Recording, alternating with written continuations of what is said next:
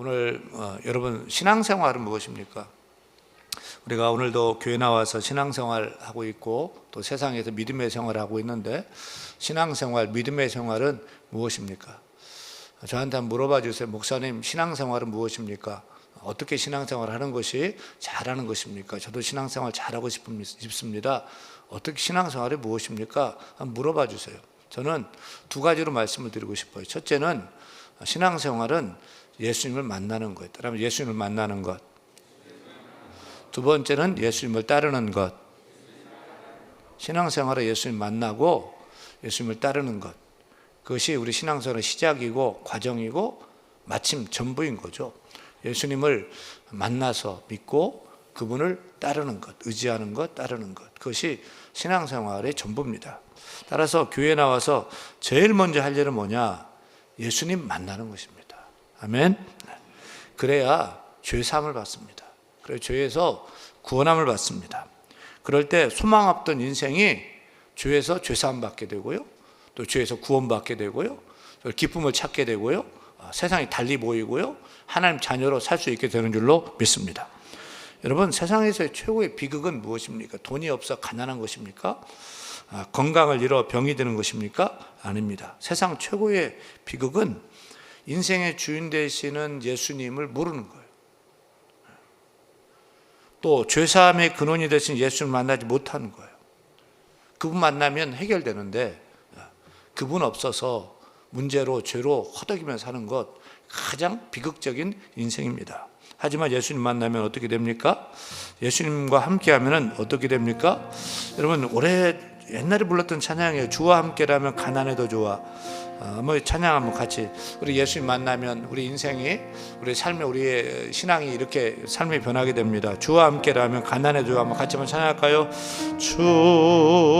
주와 함께라면 가난해도 좋아. 몰라요? 참된 부요함이 내 맘에 가득하니까 주와 함께라면 병들어도 좋아. 주와 함께라면 병들어도 좋아. 참된 건강함이, 참된 건강함이 내 맘에 가득하니까 때로는 날 유혹하려고, 때로는 날 유혹하려고 세상 바람이 몰아쳐와도 나는 결코 잊을 수 없어. 자비로운 주의 음성을 내 맘 아시는 주, 내 맘 아시는 주, 항상 함께 계셔. 약한 내 영혼에 위로와 능력 주시네. 가난해도 병이 들어도, 가난해도 병이 들어도, 시련의 밤 어둡고 깊어도 나는 결코 떠날 수 없어. 아름다운 주의 나라를, 주의 나라를.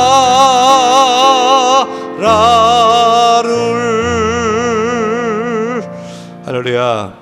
이 찬양의 가사가 여러분의 믿음의 신앙의 고백되기를 간절히 축원합니다. 세상 누가 가난을 좋아하고 누가 병드는 것을 좋아하겠어요? 당연히 싫죠. 하지만 예수를 만나고 예수를 믿으면 설령 내가 돈이 없어 가난하더라도, 설령 병이 찾아와서 아프더라도, 고난의 태풍 한복판에 있을지라도 이상해요. 마음이 평안해요.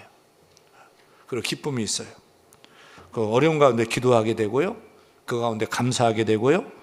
이것이 신앙생활인 줄로 믿습니다. 왜 그래요? 예수님 만나면 모든 불행, 모든 원망, 불평, 저주의 뿌리가 되는 이 죄란 놈이 해결되니까 인생이 달라지는 거예요. 소망이 생기고 없는데도 기쁨이 있고 행복을 찾게 되는 것입니다. 죄사함 받으니까 죄에서 자유함 얻게 되고 기쁘고 즐거운 삶을 살게 되고 이 땅에서 천국을 누리며 살게 되는 줄로 믿습니다. 사랑하는 여러분, 오늘 예배하는 모든 분들 다 예수님 온전히 만날 수 있기를 간절히 축원합니다. 행여 아직도 예수님 누군지 모르겠다, 예수님 만나지 못한다, 예수님 믿지 않는다라고 하는 분들은 예수님 나의 인생의 구주요 나의 왕으로 영접하는 놀라운 축복이 있기를 간절히 소원합니다. 우리가 신앙생활 두 번째 할 일은 예수님을 따르는 일이에요. 따르면 예수님을 따르는 일. 성경은 예수님 만나고 예수님 따르는 사람을 따르면서 제자라고 불러요. 우리 성도는 예수 믿고 따르는 제자인 줄로 믿습니다. 나는 예수 믿는 제자, 예수님의 제자예요. 근데 진짜 제자예요? 아니면 가짜입니까? 예수 믿고 예수를 따를 때 우리는 이제 세상에서 돌아서게 됩니다. 세상 살지만 세상을 위해서 세상을 향해 살아가는 게 아닙니다. 세상에 살지만 예수님을 위해서 하나님을 향해서 살아가게 되는 줄로 믿습니다. 따라서 내가 예수 믿지 않았으면 세상적으로 즐기고 쾌락 누리고 마음대로 사는 거예요. 술도 마시고 담배도 빨고 또 클럽 가서 흔들고 오늘도 이렇게 교회에 나와 앉아 있는 것이 아니라 막 보면 주일날도 보면 맨날 관악산, 북한산, 설악산 주일마다 여러분 주일마다 쉬는 날마다 막 이제 한국 산 백좌 막 도장 찍으러 다니는 사람도 있어요. 오르고 도장 하나 찍고 오르고 도장 하나 찍고 50개 올랐다, 51개 올랐다. 그것이 인생인지 알고 휴일날 세상을 향해서 그렇게 사는 사람들이 많아요. 친구들 개모임, 동창 모임 그렇게 흩어져 가는 거예요. 오늘같이 연말 아닙니까? 여기저기 송년 모임 있고 술판 벌어지고 다 그럴 때잖아요. 하지만 제자된 우리는 주님을 따르기에 이 밤에도 주께 나와서 예배하는 줄로 믿습니다. 한 주간도 일하느라 피곤하고 좀 쉬기도 해야 되겠지만 예수님 따르는 제자는 몸이 편하는 것보다도 주를 만나서 예배하는 것, 이것이 마음이 기쁘고 영원히 사는 일이기에 이 밤에도 나와서 부르짖고 기도하는 줄로 믿습니다. 오늘 성경 보면 예수님 만나고 예수님을 따르게 된 제자 한 사람이 나오죠. 누굽니까? 마태라는 사람. 마태복음 9장 9절 같이 한번 9장 9절 읽습니다.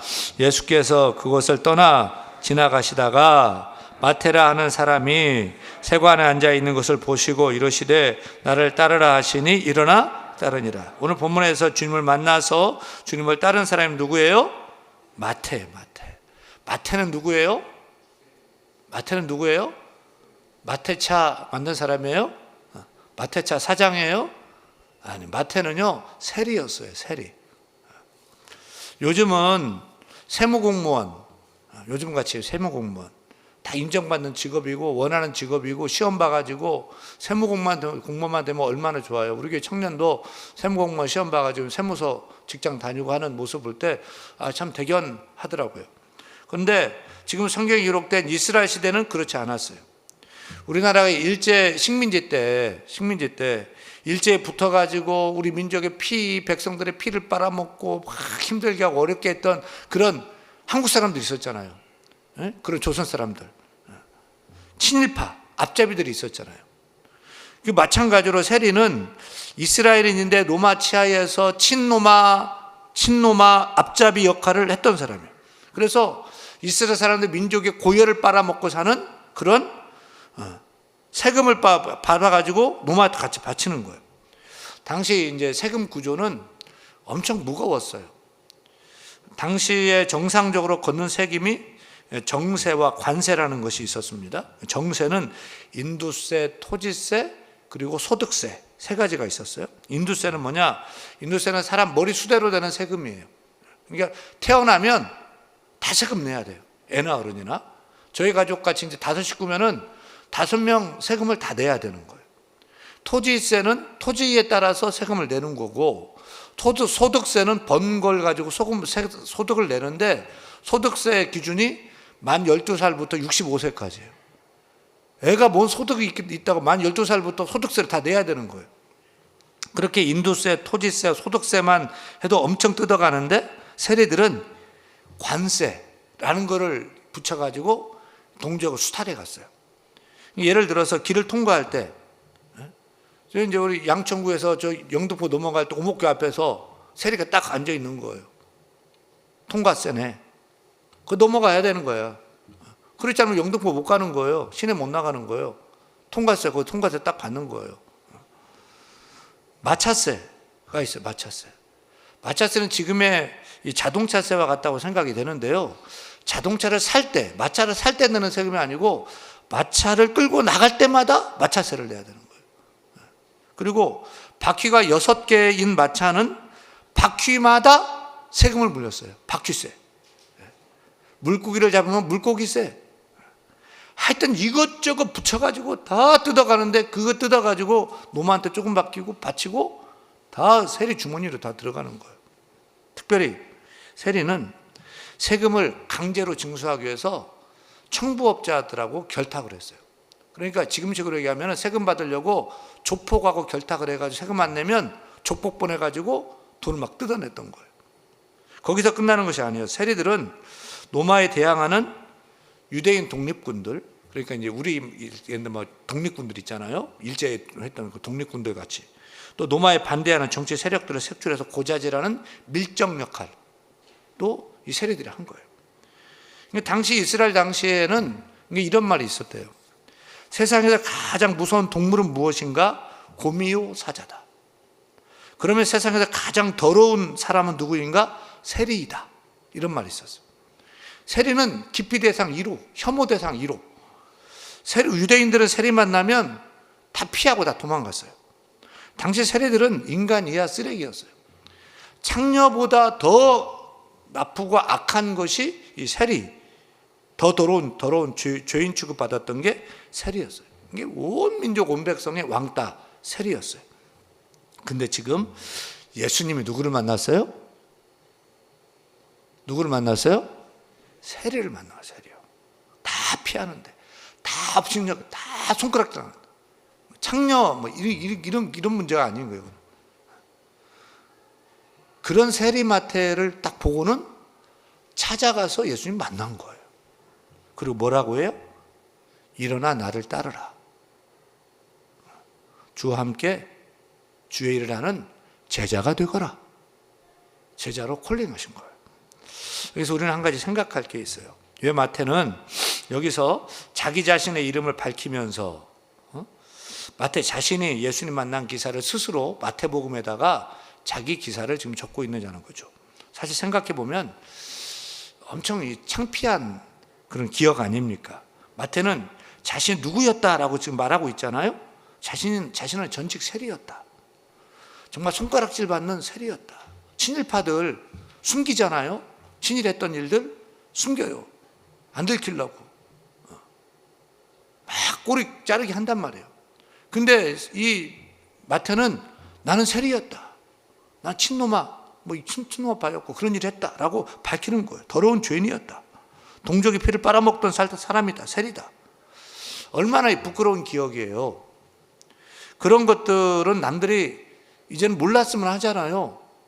마태복음은 나중에 쓰여가지고 마태 모르는 사람은 그냥 예수님 사돈 좀 알면 돼요. 근데 그 사람은 세리였다. 이렇게 적게 적는 거예요. 남들이 알까봐 굳이 말하지 않고 싶은 거 있잖아요. 잊었으면 싶은 거, 꺼내고 싶지 않은 것. 그런 기억들이 있잖아요, 여러분. 여러분, 우리도 숨기고 싶은 그런 과거가 있잖아요. 남들이 몰랐으면 하는 그런 과거. 그런 거 있잖아요. 제가 어렸을 때, 제가 이제 고향에 살 때요. 이제 고향이 시골이지만 지방이지만 그래도 이제 읍내 본정통에서 제가 이제 살았어요. 저희 아버님은 예식장도 하시고 뭐 그랬잖아요. 본정통에 살았는데 저희 고향 그 읍내 본정통에서 삼거리 정육점이 있어요. 삼거리 정육점. 이게 거기 그 삼거리가 제일 번화한 큰 길이에요. 큰 길이에요. 삼거리 정육점. 그 정육점 아들이 제 초등학교 친구예요. 그 친구는 늘 소고기 장조림을 싸왔어요. 꽤 친하게 지냈는데 아버지가 정육점을 3거리 갔던 고기 살려면 다 그 집 갔으니까 돈을 많이 벌었어요. 제 친구 아버지는 그냥 정육점 하는 분이 아니고 소를 도축해서 대대로 집안 대대로 도축해서 일을 했던. 요즘은 소 도축하는 일은 아무 일도 아니에요. 정육점 하는 것은 아무렇지 않아요. 목사든 정육점이든 뭐 신발을 닦든 뭐 세탁소를 하든 편의점을 하든 다 청지기식 가지고 하나님 주신 그런 일이다, 직업이다, 그런 소명의식 가지고 일하면 다 똑같은 거, 목사든 뭐든 똑같단 말이에요.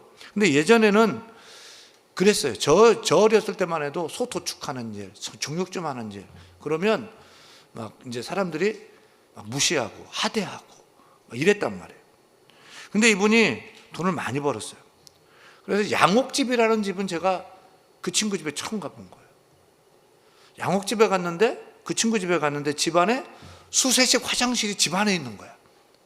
우리 집은 집 밖에 이렇게 있는데 집안에 수세식 화장실이라는 것이 있는 거예요.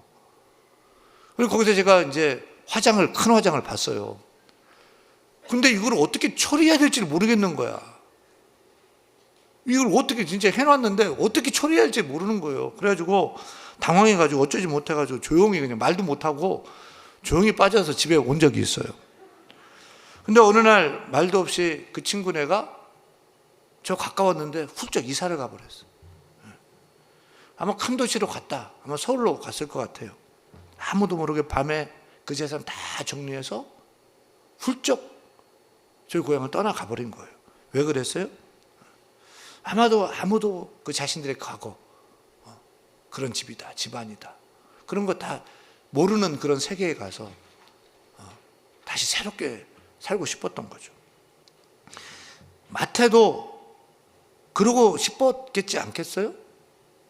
근데 마태는 그것을 당당히 밝히고 있다는 거예요. 웬만한 사람 같으면 이런 기사 적지 않고 뛰어넘었을 것 같고, 또 마가복음 2장에 누가복음 5장에도 이 마태의 기사를 적는데 마태의 이름을 적지 않아요. 그냥 세리가 예수님 만나서 예수님 제자 됐다, 이렇게 마가복음과 누가복음 이렇게 적어요. 근데 마태는 자기 세리였다 굳이 밝히고 있는 거예요. 이 마태복음의 저자 마태가 말입니다. 또 마태복음 10장 3절 말씀 같이 읽어요. 같이 읽습니다. 예수님 제자들을 말하면 뭐라고 쓰고 있냐면 3절 읽습니다. 빌립과 바돌로메, 도마와 세리 마태, 알파오의 아들 야고보와 다데오. 이렇게 예수님이 12제자 쭉 말하면서 정작 마태는 그냥 마태라고 적지 않고 세리 마태다, 이렇게 밝히고 있는 거예요. 직업을 다 밝혀야죠.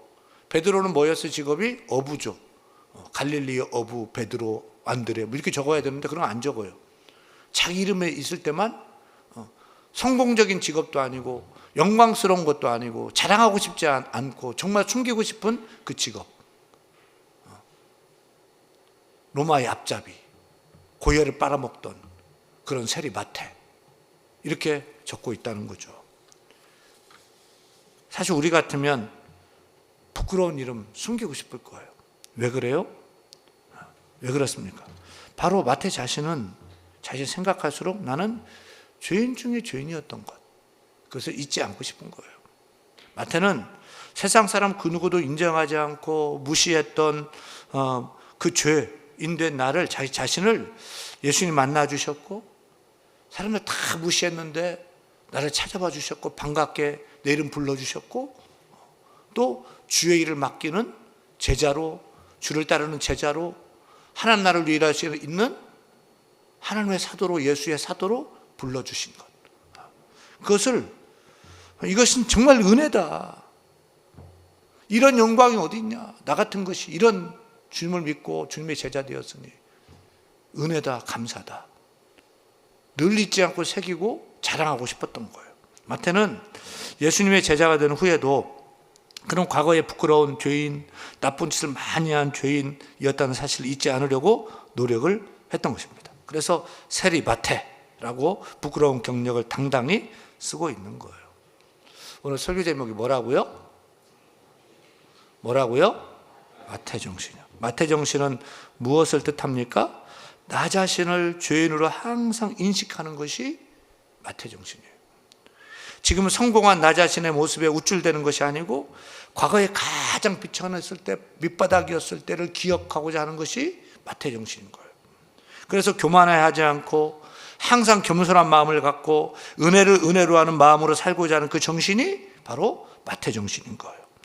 이런 마태 정신을 우리 모두가 다 가져야 할 줄로 믿습니다. 우리가 흔히 개구리 올챙이적 생각 못한다, 뭐 이런 말 하잖아요. 무슨 뜻이에요?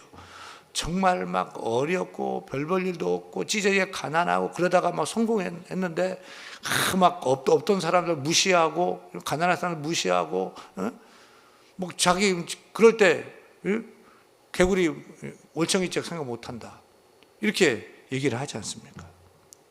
여러분, 저는 우리 교회 대한교회 유년부 전도사 출신이었잖아요.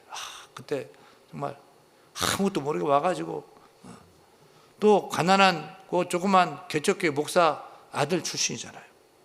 저는 그것을 잊으면 안 되죠.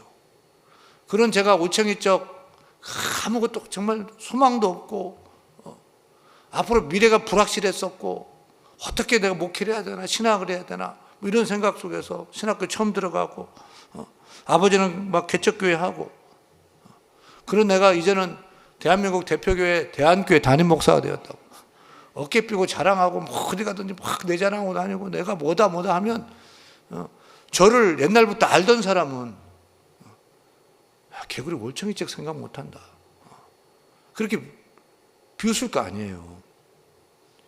비천한 제가 이렇게 큰 은혜 받았으니 이거 얼마나 감사한가, 주의 은혜다 잊지 않고 살아가야 할 줄로 믿습니다. 이것이 마태 정신이라는 거예요. 저와 친한 후배 목사님이 이런 얘기를 해요. 자기가 잘 아는 두 명의 부자 얘기를 합니다. 이렇게 얘기를 해요. 한 분은 자기 교회 장로님인데 어느 날 그 목사님께 대접하겠다면서 고급 호텔 중국집으로 부르더라는 거예요. 초대를 하더라는 거예요. 여러분, 호텔에 있는 중국 레스토랑 가봤어요? 그냥 보통 짜장면집하고 틀려요. 진짜 호텔에 있는 중국집은요, 단위가 틀려요. 동그라미 단위가요. 근데 엄청 비싼데 목사님 평소에 드시지 못한 거 마음껏 드세요. 이거 맛있고 이거 맛있고요. 그러면서 웨이터 불러가지고 이거 목사님, 우리 목사님이라고 하면서 막 이렇게 주문하더라는 거예요. 그리고 정작 자신은 나는 짜장면 한 그릇 주세요 이러더라는 거예요. 그래서 놀래가지고 목사님, 장로님, 저에게는 이렇게 비싸고 정말 이런 거 못 먹는데 이 귀한 음식 주시면서 장로님 왜 짜장면을 드십니까? 라고 물었더니 아닙니다 목사님, 제가 6.25 전쟁 때 북한에서 내려와서 얼마나 고생했는지 모릅니다. 그때 남들은 짜장면도 먹고 그럴 때 나는 짜장면도 못 먹고 정말 먹고 싶어서 막 그러고 나도 성공하면 돈 벌면 짜장면 먹어야 되겠다 이런 생각 많이 했습니다. 근데 그 먹고 싶었던 옛날에는 그 짜장면 이제 실컷 사 먹을 수 있도록 하나님이 복 주셨는데요. 저는 이것만 먹어도 짜장면 보면 옛날 생각, 고생했을 생각 나는데 이것만 먹어도 저는 충분합니다 하면서 그 옛날에 잊지 않으려고 더 좋은 거 사 먹을 수 있는데도 안 사 먹고 하나 100%씩 은혜 기억하려고 옛날 생각하면서 짜장면만 늘 시켜 먹는다는 거예요. 근데 또 한 부자 얘기를 또 해요. 이분은 옛날에 정말 가난하고 고생 많았는데 일산 땅 논밭 가지고 있다가 막 이제 땅이 막 개발돼 가지고 진짜 이제 막 갑자기 이제 졸부가 된 거예요. 그래서 어느 날 목사님 대접하고 싶다고 그래가지고 또 이분도 중국집에 갔는데요. 앉아가지고 목사님 막 내 재산이 얼마고요, 뭐 집이 몇 평이고요, 차가 어떻고요, 막 자기 자랑 막 하더라는 걸. 그래요, 그래, 예 했대요. 실컷 돈 자랑하더니 웨이터 불러서 음식을 시키면서 목사님 이 집 음식 꽤 괜찮습니다, 다 맛있어요, 저는 이 집에서 짜장면하고 짬뽕이 제일 맛있더라고요, 저는 짬뽕 주세요 그러더래요. 여러분, 어떤 분이 마태 정신을 가진 분이라고 생각이 돼요? 똑같이 예수 믿고 믿음 좋고 돈도 많이 번 그런 장로님인데 어떤 분이 마태 정신을 가지고 자신이 어렵고 고생했던 거 과거 기억하고 하나님 주신 그 은혜 기억하면서 그 은혜 붙들면서 사는 마태 정신을 가진 분이라고 생각이 되십니까? 마태는 자신이 항상 부끄러웠던 과거였던 세리였던 것을 기억했어요. 예수님 만난 후에 그는 이제 세리가 아니에요. 이제 예수님의 제자고 사도고 힘든 길이지만 영광스러운 멸류관 같은 그런 사도였던 거예요. 근데 그런데도 자신은 세리마태다는 것을 잊지 않으려고 한 거예요. 왜요?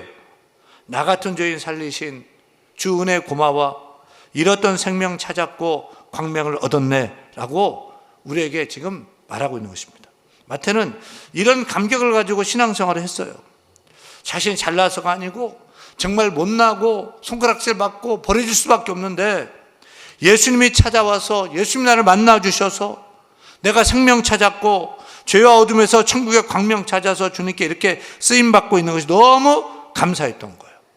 그래서 그것을 잊지 않고 싶었던 거예요. 여러분, 이것이 마태 정신입니다. 우리도 내가 영죽을 죄인이었음을 늘 기억해야 할 줄로 믿습니다. 이런 날에 주님이 찾아와 주셔서 죄에서 구원해 주시고 이 구원의 은혜 주신 것 생각하며 감사하며 늘 빚진 자로 사는 성도가 다 되어야 할 줄로 믿습니다. 우리는 항상 내가 가장 약했을 때, 가장 부족했을 때, 가장 미련했을 때, 가장 비천했을 때를 생각해야 돼요. 동시에 주님이 지금 내게 주신 놀라운 그 축복들을 생각하면서 주의 은혜, 주의 은혜라고 감사하고 찬양하는 것이 성도의 마땅한 삶인 줄로 믿습니다. 우리 성도들이 이런 마태 정신을 갖고 항상 나를 위해 돌아보고 살 수 있기를 간절히 축원합니다. 축원합니다. 이렇게 우리는 마태 정신을 가진 다음에 하나 더 예수 정신을 가져야 돼요. 여러분들, 예수 정신. 예수 정신. 예수 정신은 뭐예요? 예수 정신은 사람들이 다 싫어하고 미워하는 그 죄인을 이해하고 찾아가고 용서하고 사랑하는 정신이에요. 예수님은 사람들이 다 싫어하고 미워하는 그 세리마태를 찾아가서 부르시고 만나주시지 않았습니까? 거기서 멈추는 것이 아니라 그 죄인 세리마태를 사용하여 주셔서 주님을 따르는 제자로 삼아주시지 않습니까? 그리고 사도로 삼아주시지 않았습니까? 이것이 예수정신입니다. 이 예수정신을 말한 본문, 오늘 마태복음 9장 12절 13절 말씀 같이 읽겠습니다. 예수께서 들으시고 이르시되 건강한 자에게는 의사가 쓸데없고 병든 자에게라야 쓸데있느니라. 너희는 가서 내가 긍휼을 원하고 제사를 원하지 아니하노라 하신 뜻이 무엇인지 배우라. 나는 의인을 부르러 온 것이 아니라 죄인을 부르러 왔노라 하시니라. 할렐루야. 예수님은 의인을 부르러 온 것이 아니라 죄인을 부르러 오셨어요. 이것이 예수 정신이에요. 의인을 사랑하고 죄인을 미워하는 것이 아니라 오히려 죄인을 사랑하고 그 죄인을 아끼고 섬기는 것, 그것이 예수 정신이에요. 있는 자, 가진 자, 배운 자, 소위 세상에서 성공한 사람만 좋아하고 따르고 하는 것이 아니라 가난하고 헐벗고 병들고 죄가 많은 죄인들, 사람들이 알아주지 않는 사람들을 가까이하고 품어주고 사랑하는 것, 그것이 예수 정신인 거예요. 아멘. 아멘. 따라서 예수님을 따르는 제자된 우리는 예수님처럼 늘 약한 자, 없는 자, 부족한 자, 특별히 죄인들, 남들은 다 뭐라 해도 그들을 품고 사랑하는 예수 정신을 가져야 할 줄로 믿습니다. 근데 우리가 여러분 그렇게 살고 있어요? 과연 예수 정신을 가지고 사랑하고 섬기며 살고 있습니까? 이해하고 용서하며 살고 있습니까? 어떻게 우리는 예수 정신으로 살 수 있을까요? 어떻게 이것이 가능할까요? 여러분, 우리가 예수 정신으로 예수님처럼 살려면 마태 정신을 기억할 때 가능한 거예요. 나는 죄인이었다. 나는 소망 없는 절망할 수밖에 없는 버려진 그런 죄인이었다. 그래서 기억하는 마태 정신을 가져야 되는 거예요. 나도 어쩔 수 없던 불쌍한 존재였고 죄인 중에 죄인이었는데 버림받은 자였고 소망 없는 자였는데 주님이 찾아와서 나를 만나 주셨다.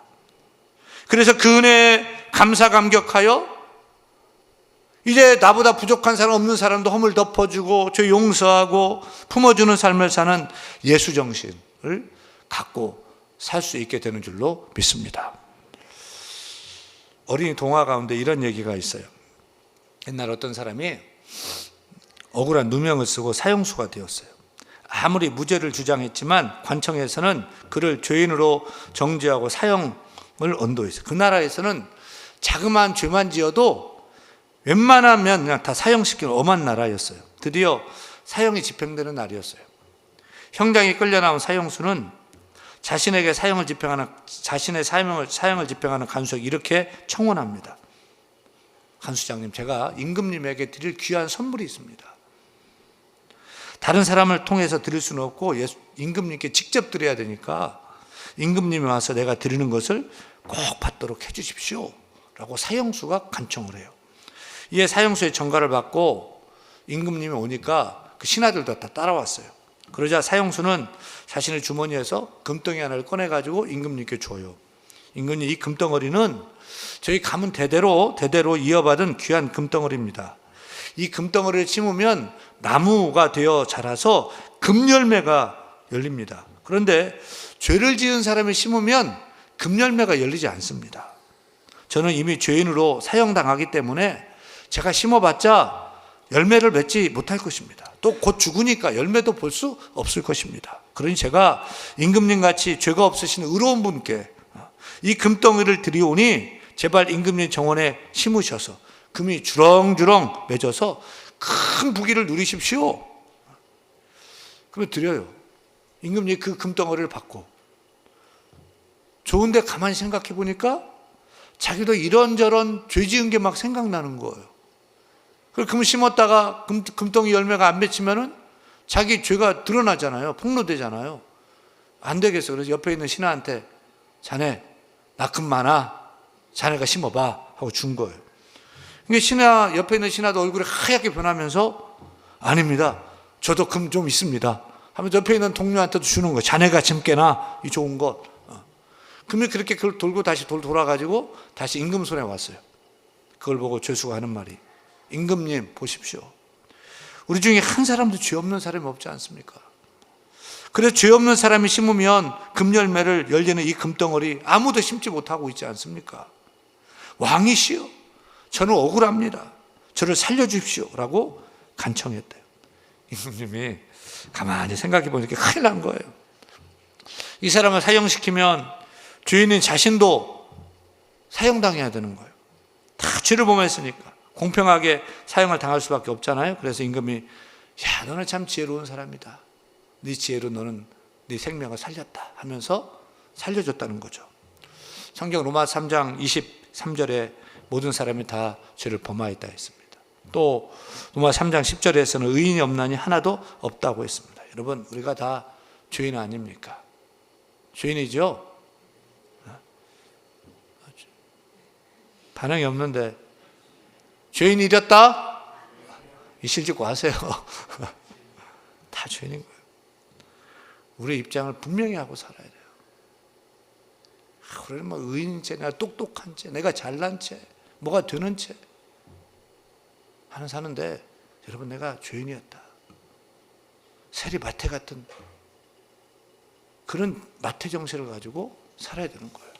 그리고 이런 죄인된 나를 주께서 내치지 않고 요면하지 않고 벌하지 않고 오히려 찾아와서 내 죄를 대신 짊어지시고 죄를 용서해 주시고 구원해 주시고 하나님 자녀 삼아 주시고 나를 따르라 제자 삼아 주시고, 아멘, 천국 시민 되게 하신 그 주님의 사랑에 감사 감격하여서 우리도 약자와 죄인을 사랑하는 예수 정신을 가지고 오늘도 살아야 할 줄로 믿습니다. 그런 의미에서 한번 우리 따라하면서 결단합니다. 주여, 마태 정신을 갖고 예수 정신으로 살게 하옵소서. 아멘. 이런 마태 정신을 품고 예수 정신으로 이 땅을 살아야 할 줄로 믿습니다. 그래서 약할 때는 도와주고, 부족하면 채워주고, 허물은 덮어주고, 실수는 이해해주고, 죄는 용서해주고, 잘한 건 말해주고, 뛰어난 거 인정해주는 마태 정신을 가지면 또 예수의 그 사랑을 생각하면서 예수 정신을 사는 우리 모두가 되기를 간절히 축원합니다. 축원합니다.